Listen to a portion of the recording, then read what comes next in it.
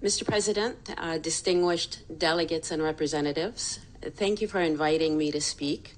My name is Nermien Riad, and I am a proud Coptic Egyptian American. A little over 30 years ago, I founded Coptic Orphans, an international organization focused on child development in Egypt. It has been an immense honor to serve not just the Coptic community, but the people of Egypt as a whole. But who are the Copts? The Coptic people are an indigenous people of Egypt, descending from the pharaohs. Persecuted for millennia at the hands of emperors to caliphs, we have endured and flourished. We suffered as a people, but we were never defeated. We held on to hope and have not only become model citizens of our homeland, but have also in the past few decades spread our wings around the world, with the Coptic community now stretching from Japan to California, from Sweden to South Africa. My organization, Coptic Orphans, is an example of that flourishing. For the past 30 years, since the UN's declaration, we have been leading efforts for equality and unity between all the people of Egypt. There's still so much more work to do, but our team has successfully helped fully fund the educational development of 75,000 vulnerable children in Egypt. Each one is a success story, and let me share just one of them. One of Coptic Orphans' projects has served thousands of girls in very polarized, high-tension areas across hundreds of villages. We pair Christian and Muslim through a big sister, little sister mentorship model and provide them with world-class education.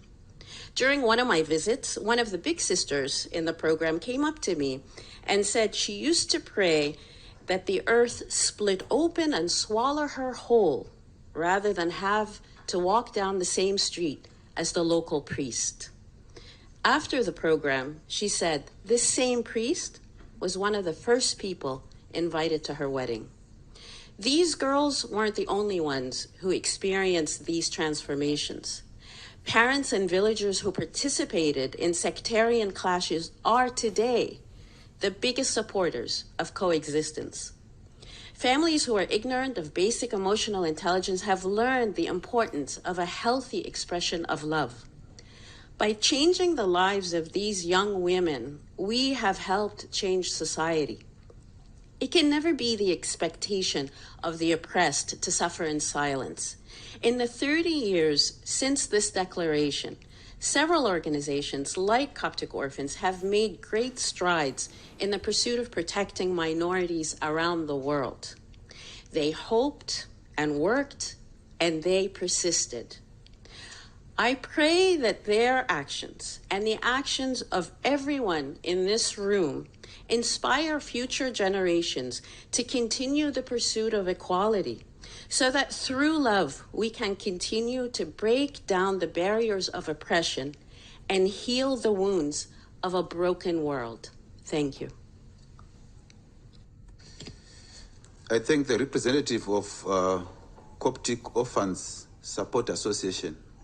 Of course, it's not the name that I called out at the beginning, so maybe they were baptized during the course of my calling out their name.